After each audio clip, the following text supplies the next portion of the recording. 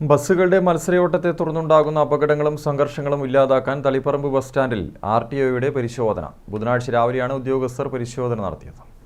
കഴിഞ്ഞ ദിവസം Taliparamba highway bus സ്റ്റോപ്പിന് സമീപം സ്വകാര്യ ബസ്സും KSRTCയും കൂട്ടിയിടിച്ചതിനെ തുടർന്ന് സംഘർഷം ഉടലെടുക്കുകയും കണ്ടക്ടർക്കെതിരെ പോലീസ് കേസെടുക്കുകയും ചെയ്തിരുന്നു. പലപ്പോഴും ഇത്തരത്തിൽ സംഘർഷമുണ്ടാവാറുണ്ട്. കൂടാതെ വിദ്യാർത്ഥികളെ ഏറെ നേരം ബസ്സിന് പുറത്തു നിർത്തി അപകടകരമായ രീതിയിൽ കയറ്റുന്ന കാഴ്ചയും പതിവാണ്.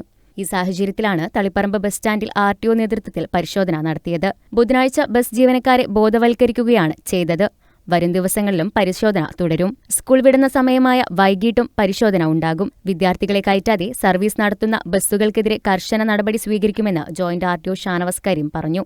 നമ്മുടെ തളിപ്പറമ്പ് താലൂക്കിന്റെ പരിധിയിൽ വാഹന ഡ്രൈവർമാർ വളരെ റാഷായിട്ട് വാഹനം ഓടിക്കുന്നു.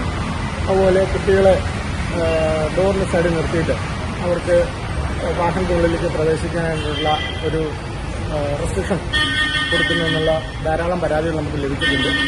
അതിൻ്റെ അടിസ്ഥാനത്തിൽ നമ്മളൊരു കർശനമായ പരിശോധന നടത്തുകയാണ്.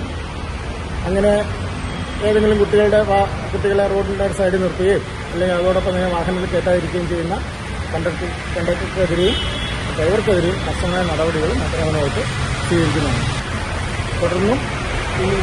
തുടർന്നുള്ള ദിവസങ്ങളിൽ ഈ പരിശോധന കർശനമായിട്ട് ഉണ്ടാകുന്നതാണ്.